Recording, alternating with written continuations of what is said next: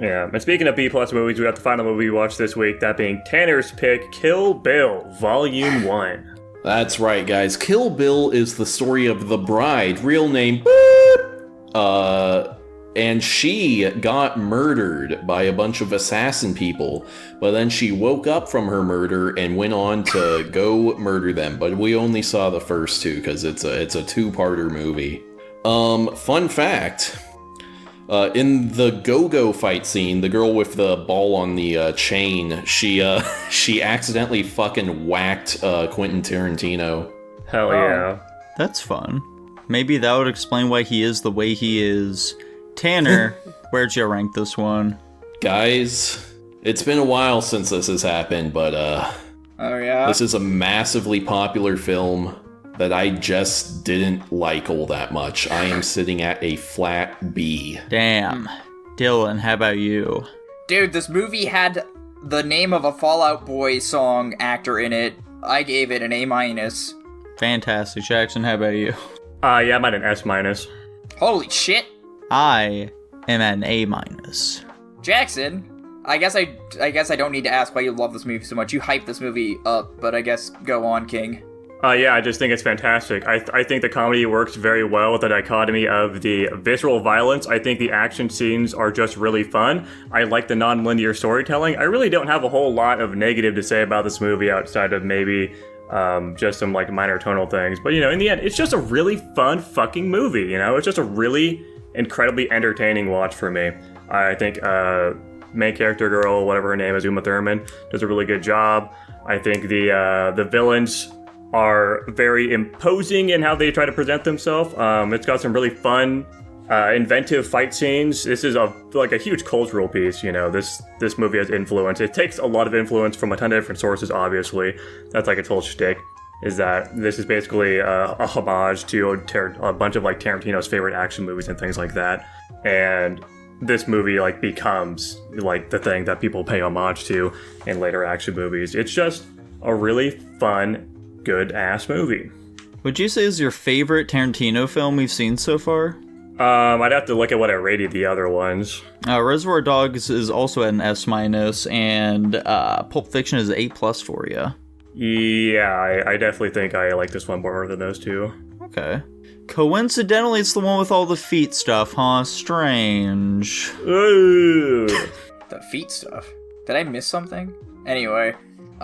Dude, this movie has so much blood. So much. Jesus, why are there so many blood fountains? Just, oh my gosh. I agree with Jackson. I think this movie's fun to watch. I think it's entertaining. I think the fact that they have their action scenes, but, like, that they're not taking it super seriously is pretty cool. I like that the tone the movie's going for, and I like the interaction of the characters, and how it's kind of just generalized, like, these people all beat the shit out of this one lady, thought they murdered her, and gave her too many chances, and so now she's come back to fuck shit up. The departure for this film for me was at the very beginning where, you know, we're having a serious fight scene between Uma Thurman and the black lady, and then, like, a school bus shows up, and in my head, I realized in that moment, I'm like, please don't tell me it's gonna turn into one of these movies. And then sure enough, a kid gets out, and then it kind of shifts gears a little bit.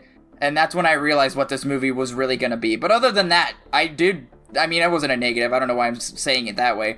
But yeah, I agree. This movie is entertaining. It's fun to watch. It's just a little not serious enough, I guess, for me. I don't know. I just feel like there was minor conflicting things that kept me from being fully engaged in this movie. But, you know, all minor things, just enough of them to produce what I gave it. Yeah, obviously the fucking, all the fight scenes were super badass in this film for the most part. Mm-hmm. Unfortunately, like the last fight scene, the one that we've been building up to, just didn't really grab me as much as any of the previous ones did. Like even the opening one, it had like those epic moments of like fucking... it's like, oh, everything's all nice and calm, you know, like they're talking about like, oh, we're gonna, you know, go fight this other time, but then fucking busts out the cereal box and just tries blasting her. That was a super hype moment. Nothing really like that in that final fight though, which just left a bit to be desired. Like, even the fight scene against, like, her fucking henchman, like the ball and chain girl, I enjoyed that a lot more than against our big bad for this one. Okay, is it time for me to explain myself? Yeah. Yeah, do go it. for it, dude. I guess let me open up with, the positives I have for this film. I think it's very stylish. I do appreciate how much it is steeped in the language of cinema, and I think it has a very fun setup. The main problem, and this is something that absolutely could be fixed on like a future watch, the tone just never clicked with me. Like, I assume the intended experience for me as an audience member is for me to be busting a gut the whole time, but because the tone never clicked, at best, I was being like, okay, you're being a bit too cute, movie, and at worst, I was like, this is fucking stupid. It doesn't help that every sound effect and half of the soundtrack has been memeified, and just my brain has been exposed to that already.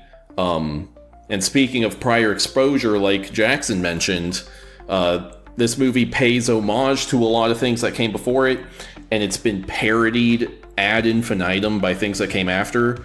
Unfortunately, this is the first time I've ever seen this movie.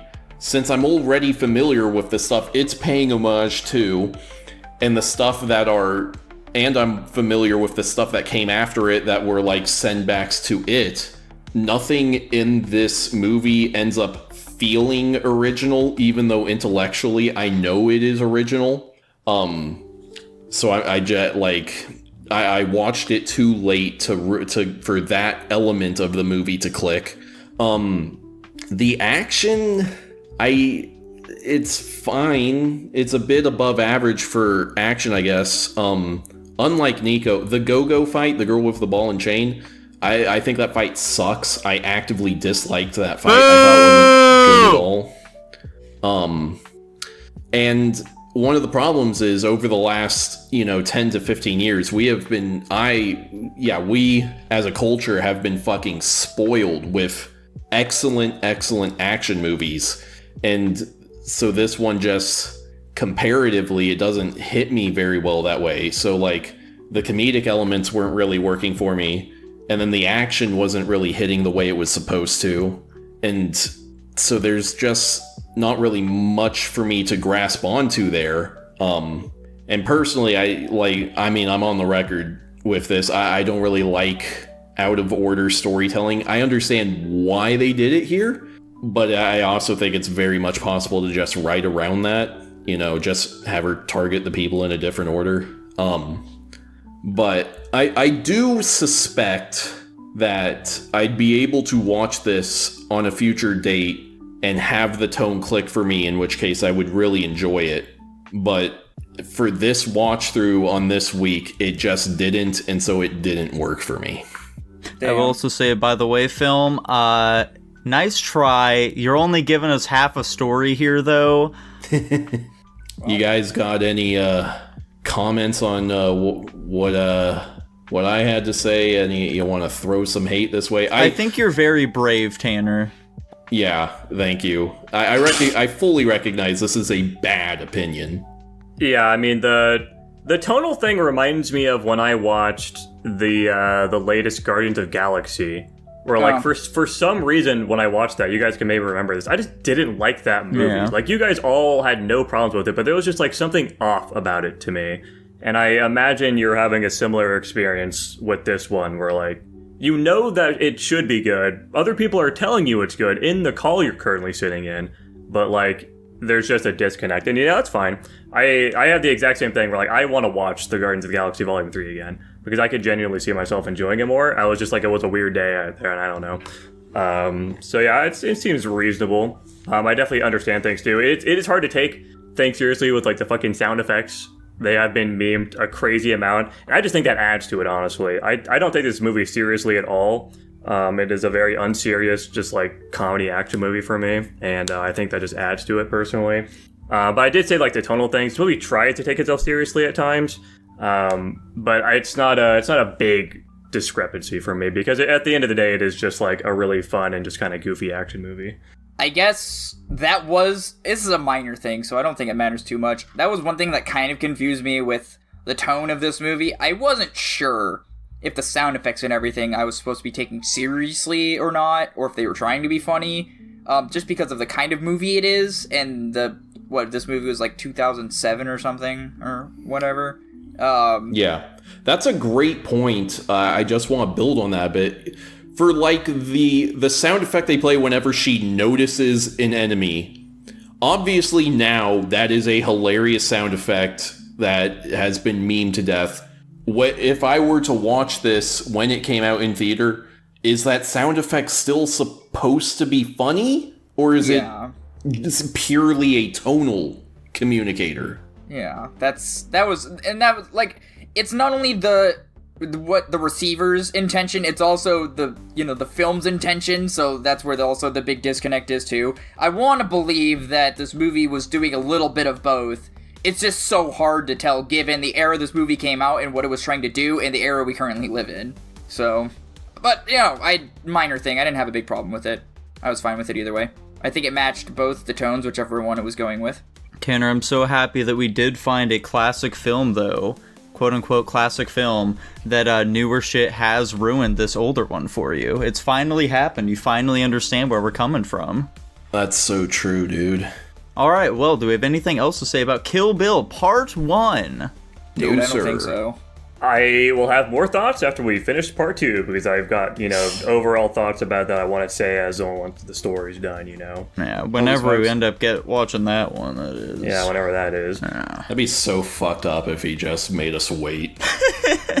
I don't want to watch it, like, back to back. To be fair, you guys are in control of that. Well, boys, I'm sticking with my B. I didn't give it a B. I can give it an A-. I'm sticking with my A-. Anyway, I'm sticking on my S-. I'll stick with my B, though. There we go. I think I gave it an A-. Yes, and it lands at an A- overall. Same rank as Superbad, which I think is a travesty, but it is what it is. I think it makes sense to me, personally. I it can makes see sense to it. you. Alas. They're both pioneers of their time.